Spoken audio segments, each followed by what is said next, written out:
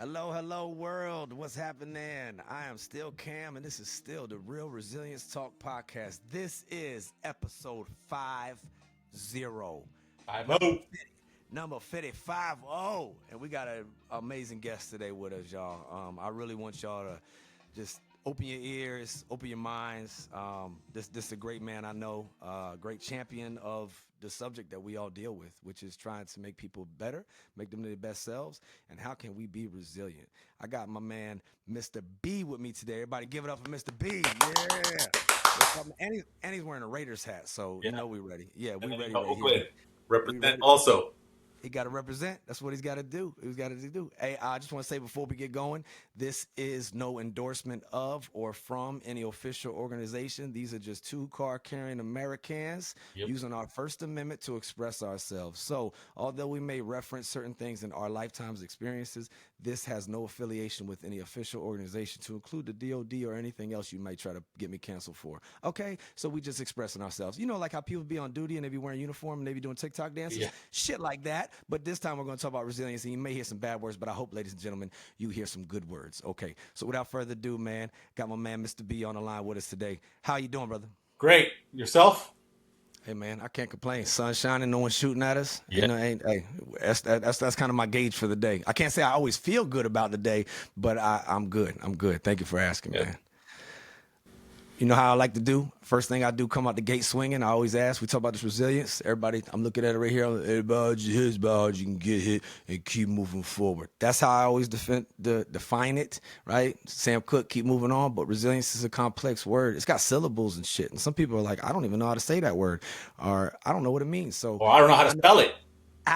Same. I got to spell check it every time. I got to right click that one. They get a little red underline. I'm like, oh, I messed that one up. But I can say it real good. But in saying all of that, talk is cheap, action is everything. Resilience, brother. What is resilience to you?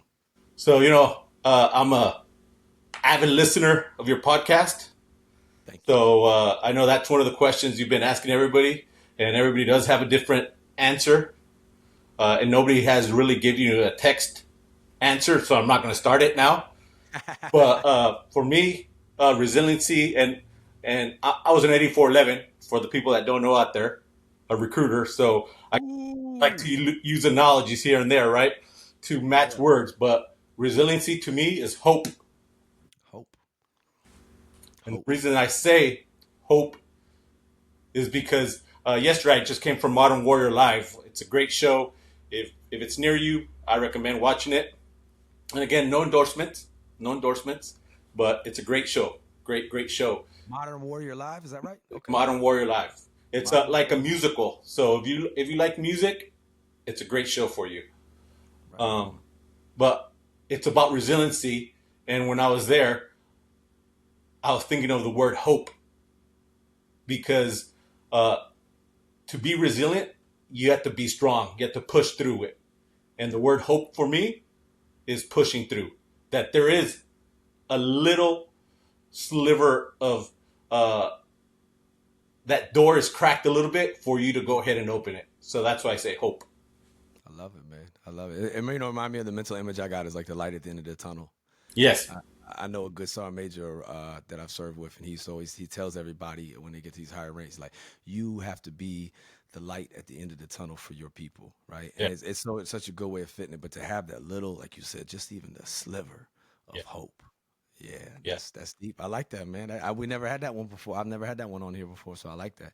And talking about hope, I mean, shoot, what reminds me of is when General Smith has said in that in that one video message, and he talked about suicide prevention and preventing it and making permanent decisions. But he said, if the sun's coming up tomorrow, which it is, then there's a reason to have hope.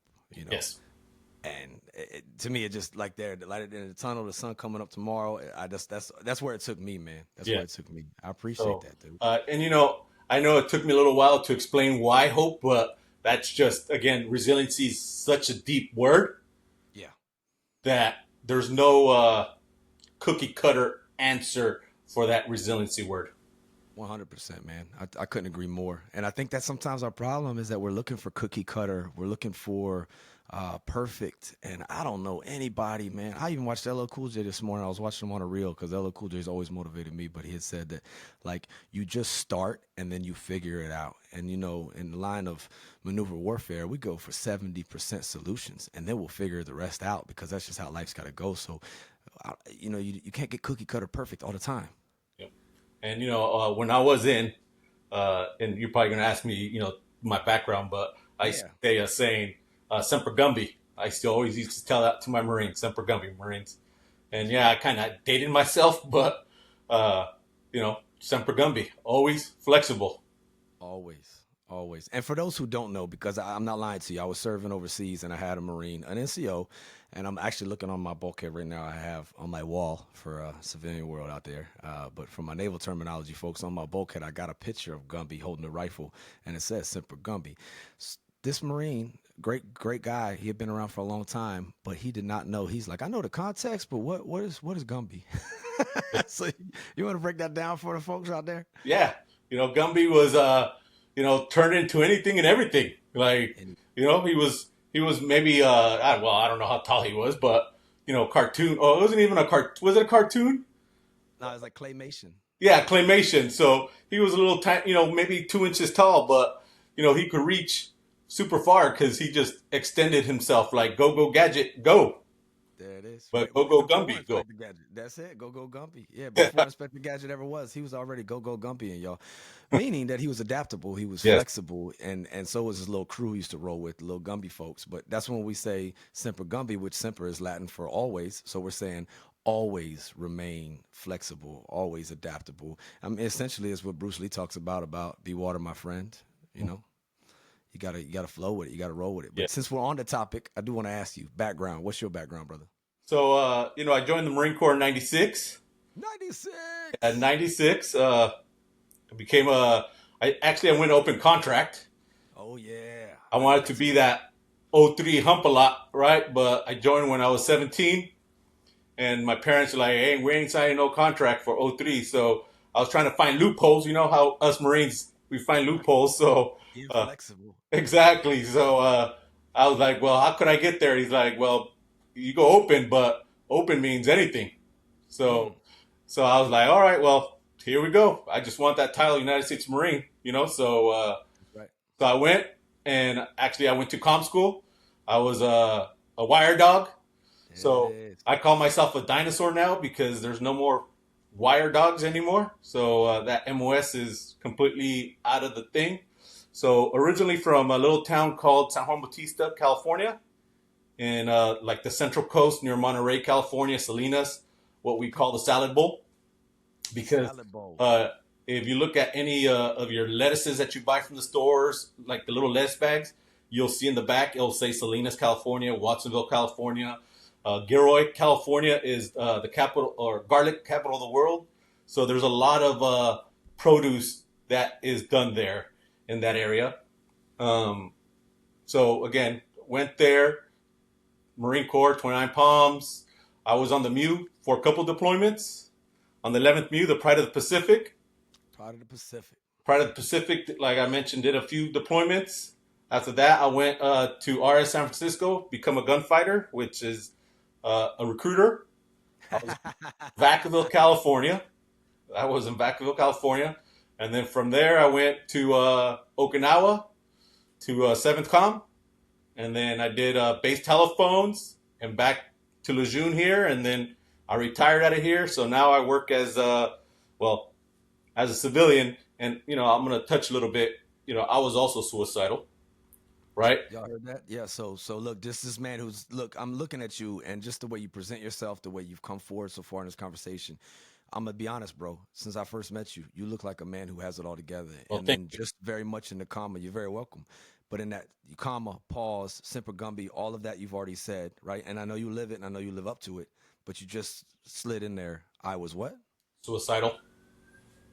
Yes. So that's why, you know, I'm 47. It was just my birthday a couple of weeks ago. Happy birthday. Thank you. Happy birthday, Feliz. And I'm sorry if I go like Spanglish because, you know, I am Mexican. So I'll probably go a little Spanglish here and there, you know. Bring it. And actually, today's El Día de los Muertos, November 2nd. So Oh, look at that. Day of the Dead today. So, Day of the Dead. so like I was saying, I couldn't find a job. I was like, man, I'm calm. What the heck? Yeah. I got all this, networking, blah, blah, blah stuff, and I still can't find anything, WTF, what's going on here? So my first gig was a car salesman. We're not endorsed by anybody, so I'm not going to mention who it was. So when you left active duty, you went straight to being a car salesman. Yes, Oh snap! after I applied countless positions, and everybody said N to the O, no. So I was just like, oh man, like, everybody was giving me the, like, hey, talk to the hand because the face ain't Yeah. listening, right? So I was like, no, no, no. So again, I was like, well, I was a recruiter. How hard is it to sell cars? Which, being in a military town, it's not really that hard, but it was just, if people, not necessarily complain, but if people say, man, being in the military is difficult, nothing compared to being a car salesman. Like, first of Ooh, all, that's a that good stigma of, understanding. people are going to be doing this, that, they're going to rob me, like, and that's why I left, because I didn't have the integrity. We would have like young Marines come over and be like, hey, I want that brand new Mustang. I'm like, what rank are you? PFC? I'm like, bro, come on now. You know what I'm saying? Like, I just retired. I know PFC isn't going to afford that payment. You know what I'm saying? Like, Yeah. no, no, let's go to the used car sales. And I Yeah. used to be not necessarily ridiculed, but I used to get little stern talkings. But again, being a Marine for 20 years, those stern talkings to me was like, okay, That's a whoopee. win. You know what I'm Yeah, that's saying? a win right there. So I tried to look at things positively. I looked at it like I'm doing something positive Right. because somebody's saying you shouldn't do that. But I should, because again, he's a human. I'm That's a right. human. I That's don't right. want to have the gunny staffs aren't coming like, who sold you that vehicle? This guy did. Yeah. And I'm like, so it wasn't for me. It wasn't. The Man, whole that's time awesome. I was looking for gigs in the civilian sector. So I Yeah. finally got my first gig at an Air Force base, at Cannon Air Force Base, which is it's kind of similar to MARSOC, Right. ASOC. So I got to go out there in the middle of New Mexico. Beautiful.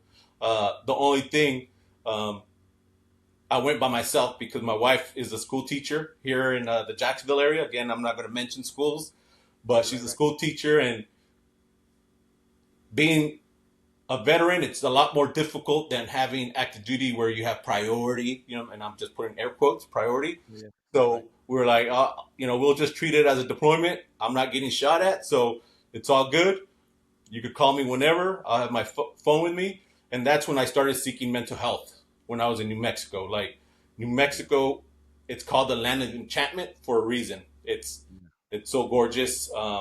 But that's when I started going through the VA and getting mental health for, especially because now I was away from everybody. And Right. those suicidal thoughts came back to me.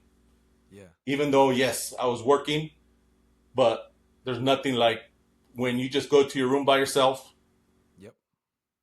and you're looking at four walls like, what the WTF, right? And again, Yeah. I could have taken my family with me, but middle of New Mexico isn't a place to raise kids. So it's a place for you to recognize and see yourself internally. Right. And I did that thanks to the VA. So I was awarded again. I will mention this this organization, because if it wasn't for this organization, I probably wouldn't be here right now. So Me it's either. Rebuilding Warriors. Rebuilding Warriors. Yep. They awarded me a service animal. So I have a service animal with me.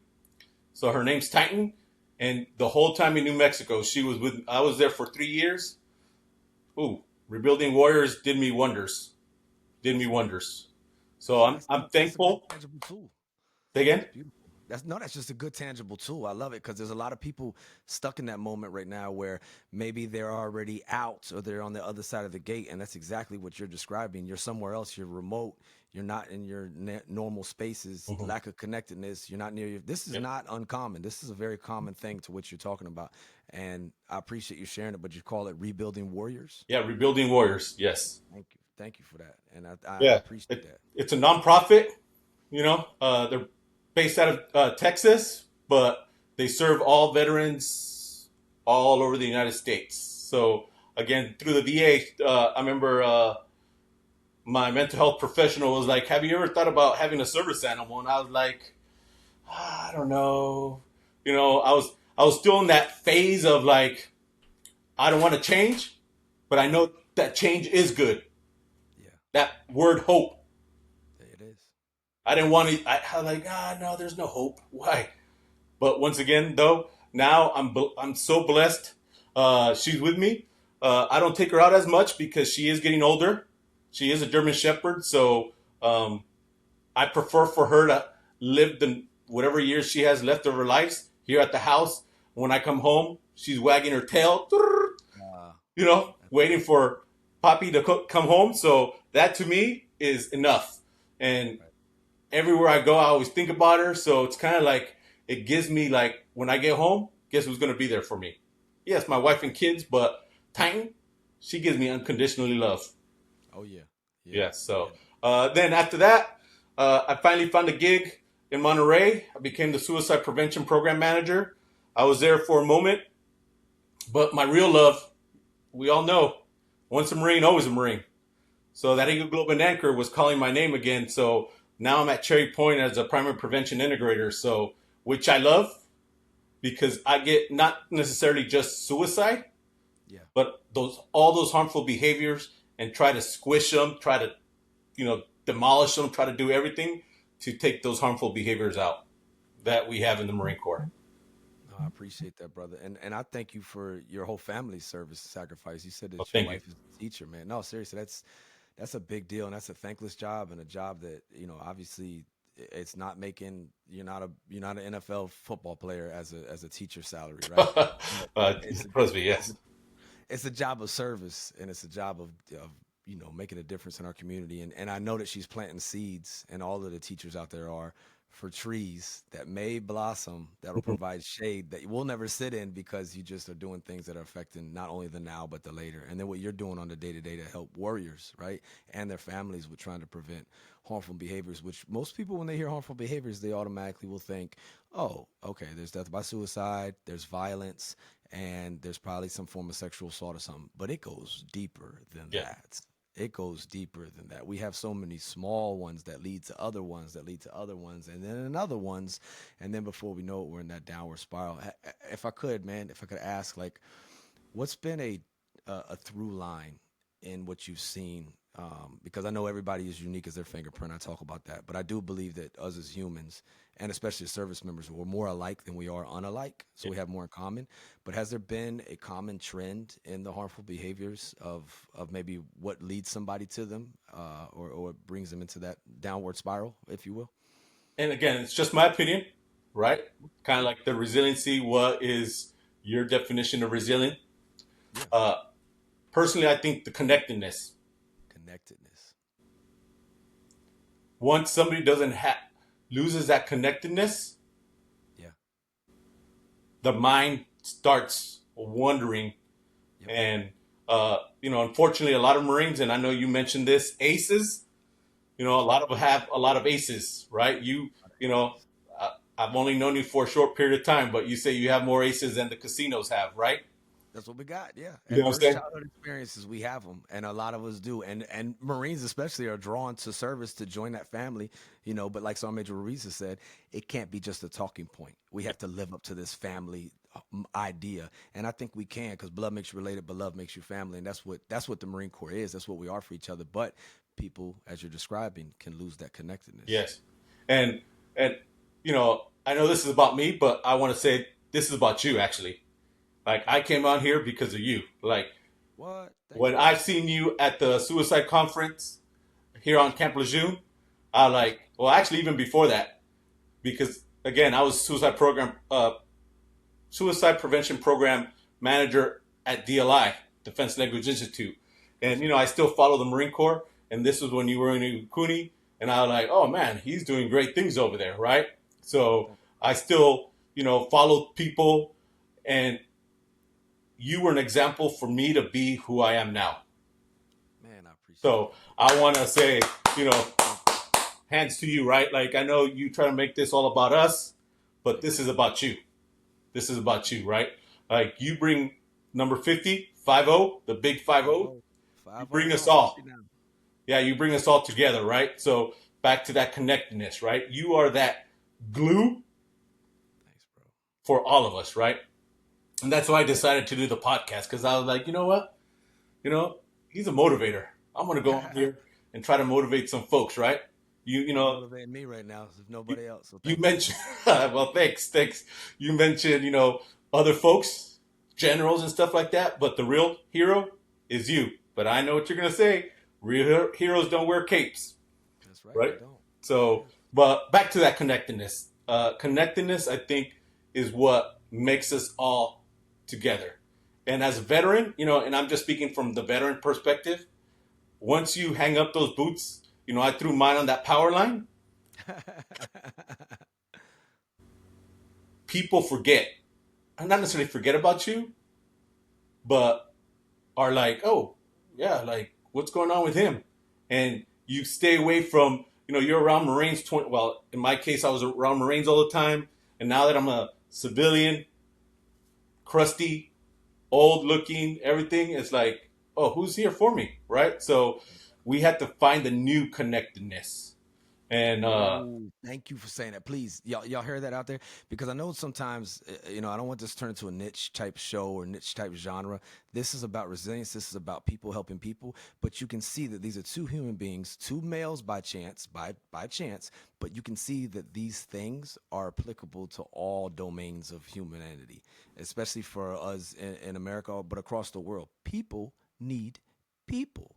And what he's saying is that you need, after one mission, and it's similar to what Jocko has said in the past, you have to find that next mission of connectedness, that next thing of service. And I don't care if you wanted it to begin with, it's a part of you now. And I think there are so many of our brothers and sisters that leave a certain world, if you will, whether it's your wife being connected within the school system, or police officer being connected in that, or someone being connected in their union of where they work every day, a firefighter, et cetera, down to what we're talking about in our example of being Marines. You leave that and now you're disenfranchised because you're not connected anymore. And that doesn't mean you have to go back into you can if you want to. Of course, we want you want your service, right? Talent management. But you have to find what you're describing right now, and we need that connectedness. I don't care who you are. I don't care if you're an introvert or extrovert. People need people. Yep. Amen. Amen. Preach on, right? And I found that connectedness through church. And again, I'm not saying you need to go to church or not go to church because everybody's different, right? Back to the example, resiliency. What is resiliency? You had 49 other shows. That's right. All different answers. My connectedness is through church and through people like yourself. Thank you. That's how, and so again, my suicidal part. I used to be on social media all the time. Right. And that's when, again, I'm not going to mention names because he didn't want me to mention his name, but I got a phone call one day when I was about to do it. Like, hey, how's everything going, Guns? Because I was a gunnery sergeant, so they call me Guns. And I understand Guns is not on the warrant, but, they used to call me Guns. How you doing? And I'm like, great. And, as you could tell, I'm a big Oakland A's fan, right? I'm a big Oakland A's fan. You got it right there, Oakland A's. Yeah, exactly. And I'm kind of upset that they're leaving Oakland, but that's another story for another day. We're going to dedicate a whole episode to that, y'all. Exactly. Yes. Resilient hope that they might go back. But anyways, so I'm like, oh, everything's cool, man. Blah, blah, blah, blah. I've been staying up late to watch Oakland games because I'm on the East Coast, undisclosed location, but I'm on the East Coast. And I'm like, man, I have to stay up late to watch my Oakland A's play. He's like, all right, are you sure? Because, you used to like heart stuff and everything else, like stuff. And I haven't seen you start doing that no more. And I'm like, I looked around. I'm like, I don't have cameras in my, inside my house, like WTF, right? And that's when like the little light came on, was like, you know what? I'm going to go seek help. 1, 2, that must be a sign from above that I still have something left to do in this world. For sure. And in my office, and I share my story because in my office, I'm a big sticky guy. I have a lot of yellow stickies everywhere with little notes because I am getting kind of old, so I forget. Yeah. You You know. ain't alone in that one, man. I do the same thing. That OLD hits us all, man. Yes, exactly. Father Time is, he has a perfect record, right? Undefeated, dog. Undefeated. Uh, but one of them is stories save lives, Yes. and that's my life purpose, Yes. to tell my story. Yeah. Right. So, and you heard me speak at again, I don't mean to brag about myself, but my base won the suicide prevention for the Marine Corps, right? And Cherry Point, say something. There it is. when I got up there, I shared my story, right? Because again, somebody that was in the audience could resonate with what I was saying. That's right. That's right. Somebody, right? You mentioned Sergeant Major Ruiz earlier. Our Sergeant Major of the Marine Corps, right? And I say "our" because once a Marine, always a Marine, right? Once a Marine, always a Marine. That's right. It's ours. Yes. I follow him, and I challenge Sergeant Major. I know he listens to this podcast, so I'm throwing it out there. You know what I'm saying? Take your shot while you have it. I haven't seen him go to Cherry Point yet. I've seen him go everywhere else but Cherry Point, Sergeant Major. I'm looking at you, Sergeant Major. You know what I'm saying? He wants to come to Cherry Point. Building 232. He gave you the address too, and it won't be. But it's on a base, so it won't be next to Building 231 or Building 233. It'll be next to Building 8034, and you're like, why? I don't know. Exactly. Yes. Exactly. The enemy will always be confused. Yes. Exactly. Or next to the shopette without gas, right? And it looks like there's supposed to be gas there, but there's no gas. But there's no pumps. Yep. Yeah, no pumps. So strategy is strategy. Exactly. To try to keep the adversary from like, oh, here's 231, 232. Oh, that's on the other side of the base. You know what I mean? Or whatever the case is. Land nav, right? Land nav. Oh, man, did I suck at land nav. Let me tell you, Saturdays are overrated for anybody who knows what I mean. Saturdays are overrated. Saturdays are what you give up and lose when you fail land nav during the week, so you have to go do it on Saturdays. So Saturdays are overrated. I don't need them. But I'm cutting you off, man, from what I just totally derailed that with It's all good. Map jokes about bases because none of them make sense. And it's not just necessarily this base, it's all the bases. You know what I mean? And it's all branches. Again, I worked for the Air Force and I worked for the Army, and it was the same thing. Building 1 in the middle, but then there's building 500 or whatever the case is, and I'm like, I was like, what about 2? Yes. We got 2? Exactly, yeah. Shouldn't this building next to the right be 2, 3, so on and so forth? But so like I was mentioning, we all have those type of people, right? So for me personally, Sergeant Major is a great example of resiliency, of hope. Yes. And again, I'm not trying to make this political, racist, or whatever, but for me, seeing a Mexican American, or he's actually Mexican, at the top of the mountain, is like, Roger, we could get there. Oh, it's a beautiful thing. It's beautiful. Hope. It's beautiful. It's hope, and that representation and hearing and seeing different examples from people coming from different backgrounds. You never know who that's going to resonate with. That's why, to the point you were expressing with, what you might be saying may touch that one person. They may hear it from me and hear it a whole nother way. Yeah. Or maybe there's, some kid that's of a similar background as me. I'm wearing right here. I'm repping it right here. I rep it. Look, Commonwealth Challenge. I appreciate y'all still. I shout out to the challenge programs across the country, giving at-risk youth a chance. That's where I got my GED at. But I represent that because somebody else may feel like, oh, I can't do this or I can't do that. But when we see symbols of real, genuine warriors at those mountaintops, like what you're describing with Sergeant Major Ruiz, that's inspiring for everyone, but especially those who share the same uncontrollable factors as them. So I don't think that's political. I don't think that's racist. That's real. That's real. And he's a symbol of resilience and a symbol of, like you said, that sliver of hope. Yes. And, again, I follow him a lot. I don't want to be known as the stalker, right? But I'm a big fan too, man. I'm a big fan boy. If I ever see him, I pull out my phone and be like, selfie, I gotta get a selfie. Yes. But, yeah. Well, I haven't had that opportunity yet. Hopefully one day, right? I threw the challenge out there. But anyways, because my parents, he mentioned earlier in our ages, and I'm gonna, put you in our group because, you're not young. You know what I'm saying? Mental health was looked at very, very badly. Yes. And still to this day, it depends what nationality you are. For example, like me, like I mentioned earlier, I still seek help. Yeah. And my professional person that I go speak to in my community is known as el doctor de los locos, right? The crazy doctor. Which again, that connotation of, okay, why can't we just call him a professional, mental health professional? Why do we have to say doctor de los locos? Un doctor. Why don't we just say doctor? Like, why do we have to use that word loco? Yeah. And that is, and once you tell somebody over and over, doctor de los locos, et cetera, et cetera, et cetera. Over and over your whole life just hearing that. Yes. It's going to stick inside our little peanut brain that we all have, right? And it's never, the peanut, all it knows is doctor de locos, doctor de locos. It doesn't know any other word for that. And that's part of what I love to do now.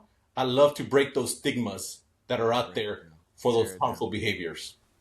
Yes. Yes. No, I love it, man. That's a job of service, and I'm so grateful. And he's not gonna brag, but what he's doing is making such a difference. And look, ladies and gentlemen, we'll never be able to fix everything in the whole wide world. It's just, it will never be perfect. It's not what this planet, this place ain't made for that. But I'll go and quote a leader of mine who said, when he talked about suicide prevention and preventing death by suicide, Colonel Spot Brennan, one of the greatest men I've ever known, he said, we'll never be perfect on this subject, but we can damn sure be better. And what you're doing down there in your sphere of influence is you're making things better. And I've seen it firsthand, and I've heard genuine testimonies of you being there for people and getting them better, not just for the mission, not just for, the Marine Corps per se or Cherry Point, but for them and for the quality of their life, making them better. And here's the thing, y'all, if we can make a better human, if we can help somebody reach their full potential and sustain this transformation, or maybe even enhance this transformation, and have our Marine Corps Total Fitness and have somebody strong spiritually, socially, physically, mentally, well, we damn sure gonna make a more lethal warfighter, aren't we? That's just hand in hand right there. But what holds us back sometimes with being ready and staying ready, and why I don't know the exact stat, but what I've heard is 70% of the male population in our country, if we had a draft right now, would be unqualified for service. Because their total fitness is not there, because they're not being their best in the social, in the physical, in the spiritual, and in the mental. They're not.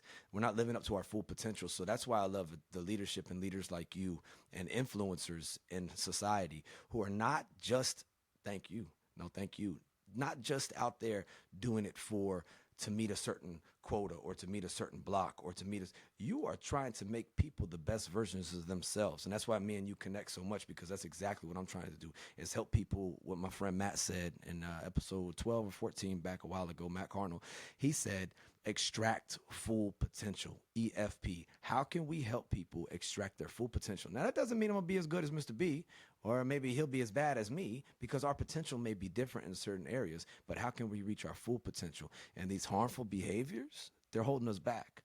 This lack of connectedness is holding us back. This stigma of sitting there saying you're only going to the crazy doctor, or there's something broken, there's something, like, we are all broken just a little bit in some way, and if you're not, you will be. That's how life works.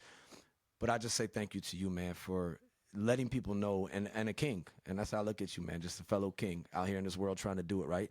But Marcus Aurelius has said, don't be ashamed of needing help. You have a duty to fulfill, just like a soldier on the wall of battle.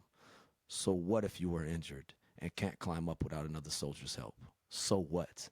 Right? Another person to be able to help you. And honestly, y'all, please understand this. There are so many good people like this man, Mr. B, and so many others that want to help you. But here's the thing. We're not mind readers. So you have to speak up. You have to. But you also have to take notice sometimes that you get those friends, like your friend that hits you up while you're watching Oakland A's game and go, hey, man, I seen you ain't doing this, you ain't doing that. Something's off. But it wasn't a manager, it wasn't a supervisor, it wasn't a doctor that called you. It was a friend that you're connected to. And we cannot I can't overstate how important connectedness is with people. We need people. And sorry, I know that was a rant. I'm sorry. No, it's all good. You know what I mean? Like, you took the words out of my mouth more eloquently than what I could say, right? Like, you say you have a GAD. I have farm, working in those lettuce farms education. You know what I'm saying? Farm. Yeah, I got farm education. But one thing yesterday, again, I went to go watch Modern Warrior live. Modern Warrior Live. It's we have to become vulnerable. What you mean by that? Once I opened up, Mm, I learned that my story makes an impact. yes. So I became vulnerable. As Marines, I know it's difficult sometimes because, yes, the Marine Corps is the best organization out there.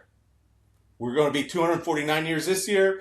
Next year, 250. I can't wait to go to the ball. I've been slimming down, right? Because I'm going to be at the number 250, 250. the 250. But once I become venerable and knew my faults, Yeah. I became better Yeah. because I didn't have the same mindset of I am invisible.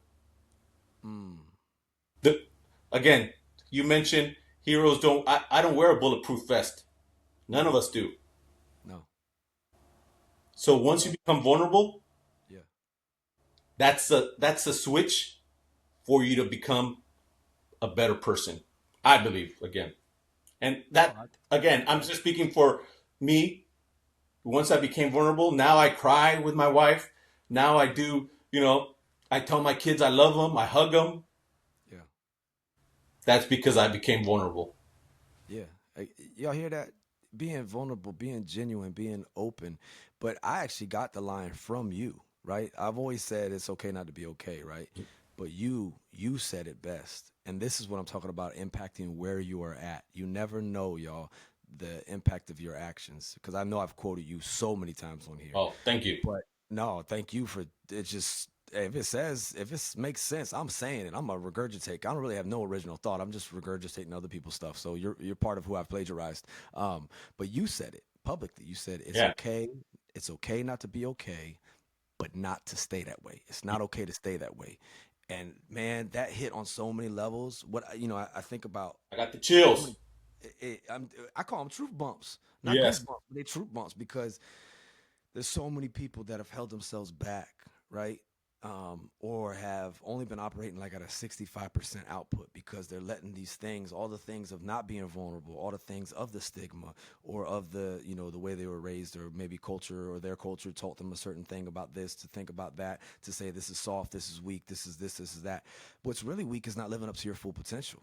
Yes. That sucks. And what really sucks is getting to the end and knowing that you could have been more and that you could have done better. And there's no time like now to switch that up. So I scream as loud as I can to anybody out there who's not living to their full potential. Reach out for help. Help people help you by speaking the fuck up and opening your mouth and letting them know. And that's hard. And sometimes you don't even know how to put it into sentences. You don't know how to put it into words. You don't know how to convey it. And that's where we got to take care of each other, our tribe. Now, again, can't fix the whole world, but can you affect those around you, right? The situation you're in, the people you're in, the Marines or the people, the humans, the people in your shop, the people in your, if you work at Taco Bell and you're a shift supervisor, the people on your shift, can you take care of them and be cued in on them to try to help them be their best selves? I think if we all did that a little bit, it's that steel sharpens steel, like it or not, we're all we got. Agree. Agree. You know, you mentioned my little saying. I stole it from somebody else as well, right? Again, I'm like you. I got field education, right? Yeah. Uh, the good old California education. Every time I talk to Marines in a group, I always tell them, Marines, it's okay not to be okay. It is. I'm not okay 100% of the time. Show of hands. Who's okay 100% of the times? And literally nobody raises their hand. But you know what, Marines? It's not okay to stay that way. Not okay to stay that way. And I've had people say why. I've been asked that before, and I think it's a fair ask. Why would you say it's not okay? Because back to, earlier, those demons, and I don't want to call them demons, right? Because everybody is different, right? But those thoughts, it's kind of like a pile of poop. Hmm. It keeps adding up, and that pile of poop eventually is going to fall. Mm. And and I know you're going to ask me a question later once we're about to be done, so I don't want to answer right now. But once you're there, what are you going to do? Right? At that breaking point, you mean? At that breaking point, it's a fork on that road. Are you going to go left or are you going to go right? Yeah. So, and again, little tease for everybody. We'll wait until the end to answer that question. I like it. I like it. So you better keep listening, folks. And there's no ads because this makes no money. This show is sponsored by nobody. All right, I'm gonna stop. I'll say that for later too. But in all sincerity, man, like there's that downward spiral, and I've been there before where I've been suicidal, and we allow. Now things happen and circumstances that we don't ask for happens in life. So I'm not trying to say everything is all our fault. Please don't hear me wrong, people. But we have choices to change things as we're downward spiraling and to hit a change step somewhere. And what I'm hoping is before we're at that bottom or before that shit is stacked so high it's about to fall over, how can we get to a point ahead of time, staying left of bang, to say, I need to have an intervention in my life? And it may come in the form of a counselor. It may come in the form of a medical. But it also could come in the form of maybe you go to church, maybe you join a group, maybe you go and play a recreational sport and have connectedness with people. But before we get to that point, because when we're at that point, this is proven, people's ability to make good cognitive decisions is not there. Your decision making is impaired when you have had long-term untreated anxiety and depression. You will think a bad idea is a good idea, right? It's just the same way as somebody being intoxicated. But here's what we do. Here's how we make it worse. And this is why I say it's not okay to stay that way. And I agree with you, is that you will be tempted to eventually maybe put something on it. What do we do in our culture? We drink. We don't just drink, we drink. And people go, Rico born in a bar, so I hang out at a bar. You know what? I was born in a hospital, but I don't hang around in hospitals, right? Shout out, Sandy. I took that from you. But it's the truth, right? So a lack of healthy outlets, a lack of connectedness, a lack of healthy distractions sometimes leads to someone already not in their best state of making cognitive decisions, right? Because of the depression, because of the circumstances, because of the stress they didn't ask for. Maybe let's throw some ACEs on top of that, adverse childhood experiences. So maybe your prefrontal cortex didn't fully develop like everybody else's. So maybe you're dealing with some shit inside of you, right?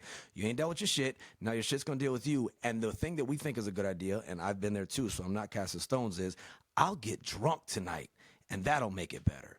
No, what that can do, and I've said this in that poem that I read often, what you're doing to take the edge off may lead to you taking your own head off.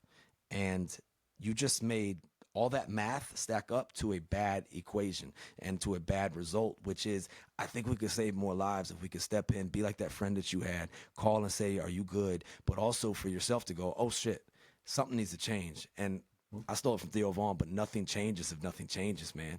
Nothing changes if nothing changes. So you have to switch it up, and there's no time like now to maybe switch it up so you can potentially be a better person. But like you said, share that story, because stories save lives. And maybe your story, you listening right now, your story and you coming back could be everything that someone ever needed to hear to make them keep pushing forward too. And, I'm glad and I'm going to, the stories portion of it. And I heard on one of your podcasts, on one of the other 49 podcasts, saying that people do negative comments on the podcast, which I'm baffled of why they do that. And the reason I'm saying this is because we're here to help folks. Yes. We're here for that person that needs us. That's right. We're not getting paid. Nah, nothing. No, nothing. No, none of us are, right? But we care about people. That's why we do stuff like this. Yes. So for all the folks out there that are being negative Nancy's, yeah, or negative Bobs or Eds or whatever, right? Nothing against Bobs, Eds, or Nancy's out there, That's right, but don't be negative. Yeah, don't be negative, right? Like, do something about it. Yes. What are you doing besides being negative or being that, what are they called? Keyboard warriors that just write negative stuff. What are you doing? Yes. To combat? And I don't know if combat is, because I hate, one thing I do dislike is when I hear football players like, hey, we're going to war. Like, bro. That's not war. That's not war. Trust me. You ain't getting shot at. You're not hearing freaking helos over your head. You're not, RPGs coming at you, nothing like that. So Literally scared to death. yes, yes. And I understand football is a very dangerous sport. I never played it. I played the other football, which football. You know what I'm saying? Yeah, I played football. So, and for the ones that don't know football, it's soccer, right? Soccer. Yeah, soccer. Yeah, soccer. So, all sports are dangerous, but it's not war. No. And for those, folks out there that are bashing, saying negative things, like, what are you doing to assist us in combating this? Yeah, because it definitely takes all hands on deck. It literally to NFL. It takes all of us. They talk about it for ending racism. I agree. It takes all of us. It also to prevent suicide, to prevent harmful behaviors. It takes all of us, all of the time. And I just ask, to your same point, while you're saying they're commentating, are you part of the problem or are you part of the solution? Amen. That's just what it boils down to for me. And I love how eloquently you said it, because it reminds me of what started this whole show to begin with, which was what Dr. Maya Angelou said. And she was a very controversial person in her time. And now we all quote her and we look at her like a hero, and she is, right? But while she was alive, it wasn't always popular, the things she said and the things she spoke power to, right? But she said, if you don't like something, change it. If you can't change it, change your attitude. Really, she said, shut up. But, and that's where it goes. And I get it. There's a time and place to vent and to this thing. But we really do have to realize and remember that hurt people, but healed people can help people. But realize this, healed people can also get hurt again, and they could turn them back into hurt people. And you just never know how your comment or your, touche or your little, smart, snarty. Like, I'm not saying we have to be all PC by any means. I'm all about the First Amendment. That's from going to church to saying a cuss word or expressing yourself with a microphone or drawing a picture or protesting. I don't care, right? I think it's strong and it's on all fronts, but I know it's your freedom to be an asshole, but like, really, do you have to be an asshole? Because you being an asshole that day could be the thing that pushes that one person to being hurt again, and maybe not being so healed, and then just throwing it all out the window. Because I've been there before. I really have. Like, I've been there. You say about this show, some of the stuff on social media, some of the comments, some of the flack, some of the, they posted videos of me sharing my story and some of the stuff on there, man. I've literally just been like, I'm throwing it all away. I'm done with it all. But I can't, because you know what I do know? And again, we all want in some way to affect like the populace, like a Dr. King, like have a Million Man March. But sometimes it's just to reach that one. And there's somebody listening to this episode right now as we speak, and we are speaking to them, and we are speaking to them to be a better version of themselves, to show up, to realize to be vulnerable it takes courage. It takes strength to say, I'm not okay.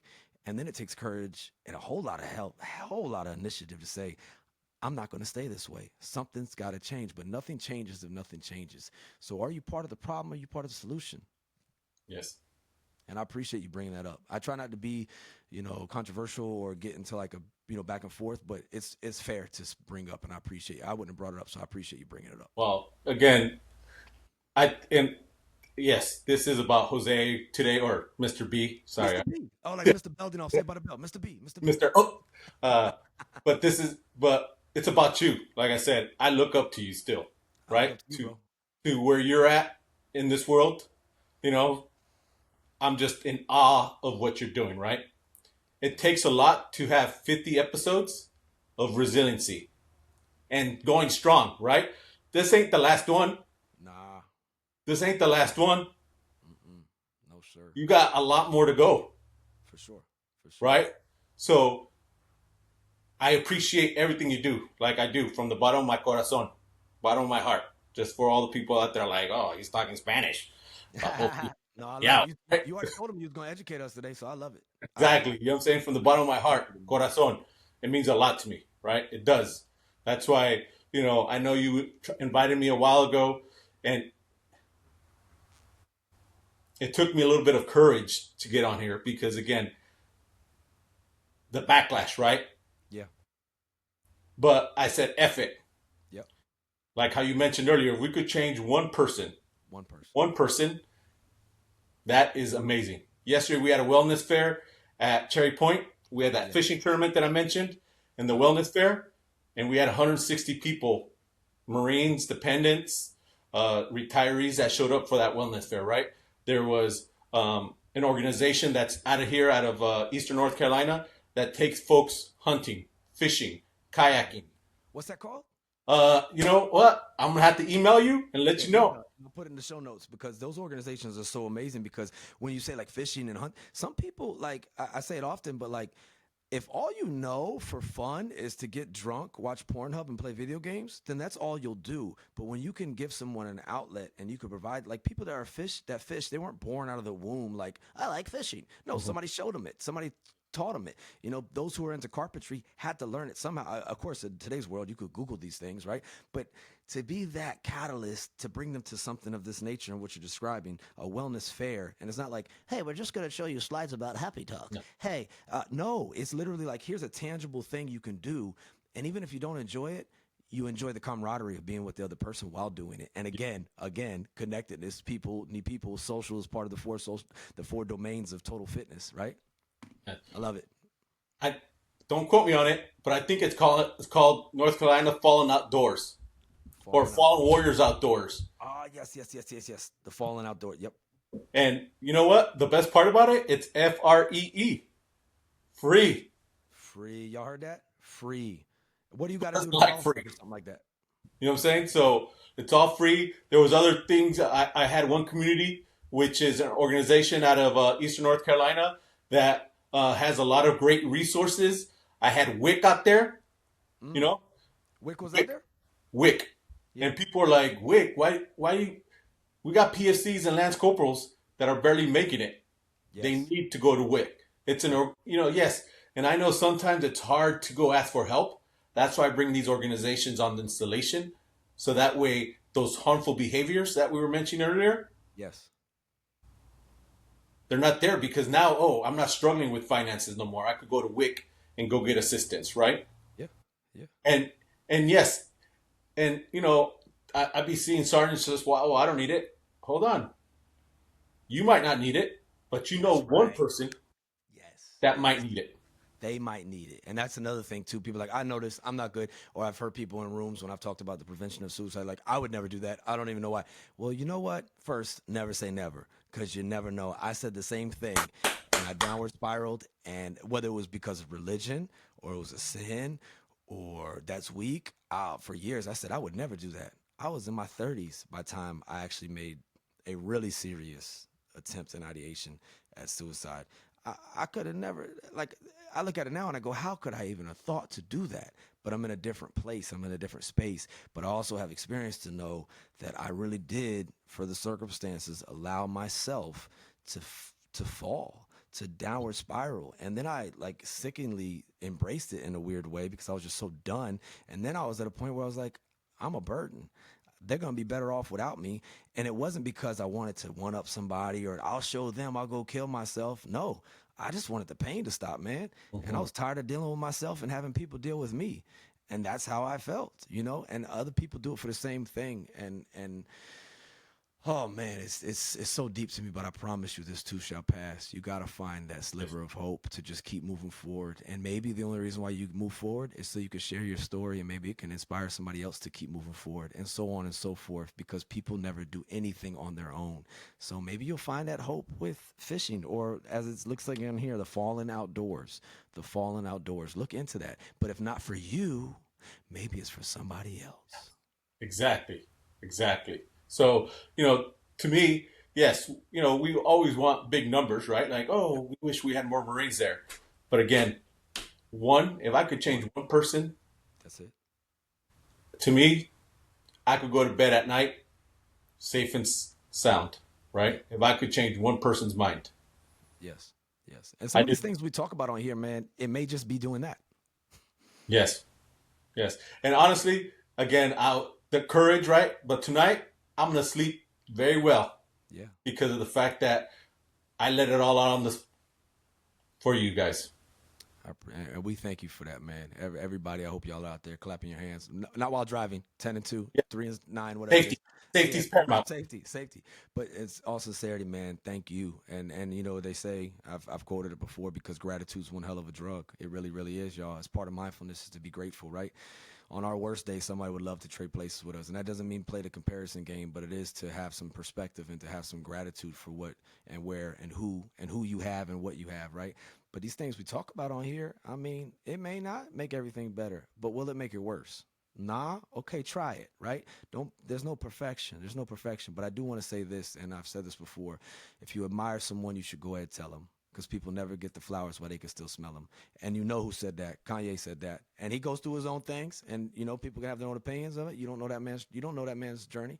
You don't know what it is, but he said some real stuff right there that if you admire someone, you should go ahead and tell them, because people never get the flowers, but they can still smell them. So I just tell you, thank you, man, for sharing the gratitude you shared to me. Thank you for being on here, like, and sharing, being vulnerable to share yourself. But thank you for what you do every day. And I promise you, it makes a difference. If for nobody else, it makes a difference for me. But I know from feedback we've gotten, and I've seen the impacts you've made, keep doing what you're doing. And you know what? Hey, wherever there's bright light, something is enduring burning. So if you're going to be a light, what is to give light must endure burning. But also, things that are shining in the light, they can cast shadows. And some people don't like that. And that's okay. And maybe they'll come around later on. But I do got to ask y'all, please remember, or tell y'all, everyone you meet's fighting a battle you know nothing about. You know nothing about. Robert Williams said that. So be kind. Everyone you meet is fighting a battle you know nothing about. So you just don't know when you're over there with your little slick ass little comment that day, or your little, being negative, and you've made yourself feel better. Man, you may have just pushed that person to the point of no return. That's not doing a service to this world, dog. It's not. So I want everybody to be mindful of that. That doesn't mean walk on eggshells and kiss everybody's ass. That just means be mindful and don't be an asshole. Don't be an asshole, man. Exactly. Because you never know what that person is going through. We're not Nostradamus. I don't know what you're thinking. You don't know what I'm thinking. Nope. So yeah, but how you mentioned, don't walk on eggshells. Be real. Be real. That's why we're doing the show, because we can be real about it. Yeah, one of the and probably this is the last thing I'm going to say, because I don't know what else to say, but I went through this primary prevention integrators forum, and we were talking to what would you say to newly appointed primary prevention integrators? And one thing I said is be genuine. Genuine. Dude, be genuine at what you do. Yes. Don't do this for a paycheck. Because people could read you being not genuine or genuine. Oh, for sure. For sure. When I talk about my suicidal, my background, I'm genuine about that. Yeah. And we have like little surveys that we give, service members, like, hey, how was this class? Everybody, ever since I shared my story, everybody has said that class has been the best class that we've got, because it's a real life story. Yes. Like I mentioned earlier, genuine. My story is very genuine. Again, I might get bad feedback from this. It's all good. You know what I'm saying? Because you quoted Kanye. I'm gonna quote Tupac. Yeah. Only God could judge me. Only God. That's it. That's what he said. You know what I'm saying? Only facts. God could judge me. Only God. Tupac. It's facts, man. So that's what I told the group, and the group was like, "Wow, that's a strong word." It is. Be genuine about your job. Genuine. Which we're here to eliminate these harmful behaviors. If you're not genuine, people are not going to follow you. People are not going to believe you. Again, I'm not trying to get religious, but Jesus Christ, he was genuine. Genuine. So, genuine. That's another word out there.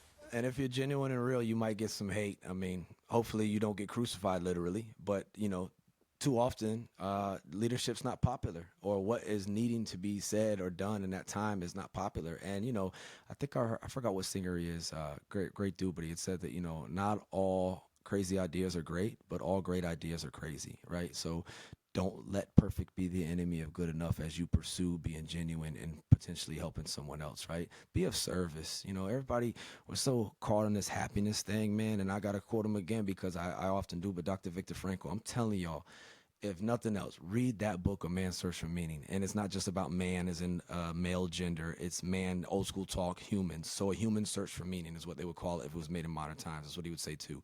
But he said, for success like happiness cannot be pursued. It must ensue, and it only does so as the unintended side effect of one's personal dedication to a cause greater than oneself, or as the byproduct of one's surrender to a person other than oneself. Dr. Viktor Frankl said that, man. So everybody wants to be happy. Everybody wants to be successful. That's where it is. It's in serving others. That's where you can find the happiness, is in service to something bigger than you. You know, protecting this beautiful thing I got right here. Right here. That's Constitution. Every single day. You know what I mean? I mean, hey, you might not agree with it. You could be like Winston Churchill. Winston Churchill said, democracy is a horrible form of government. It's just that everything else is worse. So you may not agree with everything, and that's okay. And you know what? I might not like everything you say. You may not like everything I say, but I will die for your right to say it, because it's bigger than me. It's bigger than us. It's about the cause, and it's about helping our people live their best lives. And our people come in all shades, shapes, sizes, heights, weights, all of that. But how can we make this place better, this life thing, instead of just being a commentator? Have y'all seen the TV lately? We don't need no more commentators. We got a lot of talking heads. But what are you doing to be what you're doing, which is what Mr. B's doing, being a force for good, a force for change, being a piece of light, a sliver of hope, a sliver of light in this world.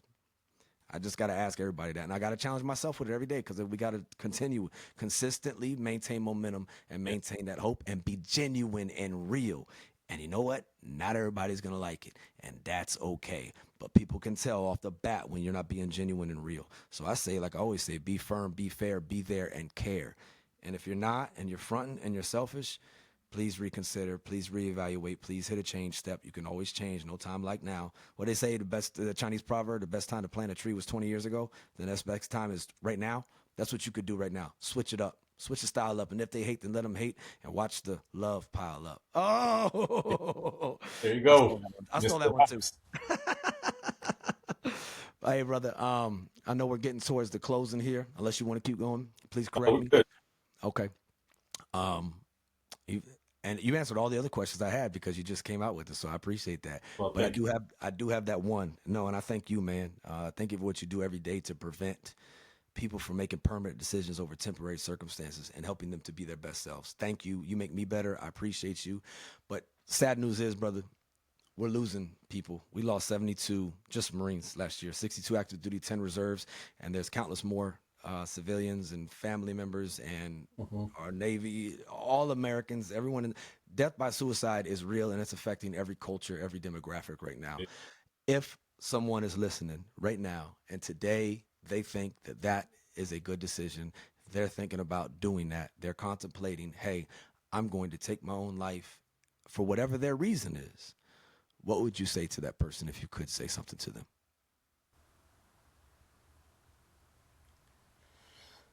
I would tell them, stop. Wait.